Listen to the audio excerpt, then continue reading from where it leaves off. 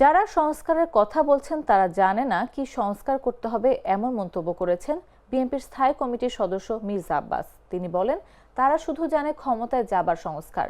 জাতীয় নির্বাচনকে সামনে রেখে বিএনপি নেতাকর্মীদের নির্বাচনী প্রচারণার অংশ হিসেবে 7 দিনের দেশ গড়ার পরিকল্পনা কর্মশালার বুধবার চতুর্থ দিনের কর্মসূচিতে তিনি এ মন্তব্য করেন।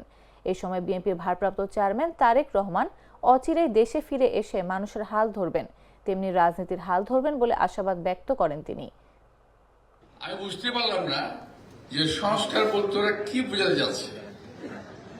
আমি জানতে চাই আপনাদের কাছে সংস্কারটা কি বলো, আমি জানতে চাইলাম কি সংস্কার বলো, আমাকে বলো দেখি আমি পারি কিনা। ওরা কথা বলতে পারছে না, অর্থাৎ বলার জন্য বলা, কথার জন্য কথা। সংস্কার বলছে শহীদ রাষ্ট্রপতি জিয়া রহমানকে আজকে আমি গভীর শ্রদ্ধার সঙ্গে স্মরণ করবো। এই কারণে শহীদ রাষ্ট্রপতি জিয়া রহমান এমন সব কাজ করেছিলেন যেগুলোর কখনো ঘোষণা দেন নাই। আজ পর্যন্ত ইতিহাস সাক্ষী দেবে উনি গার্মেন্টস সেক্টরে যে এই দেশে আনলেন, গার্মেন্টসটা এই যে প্রচলন করলেন, উনি কখনো ঘোষণা দিয়েছিলেন? ওনার কোনো দফা ছিল যে এত দফা করলাম এই গার্মেন্টসের মধ্যে একটা অংশ?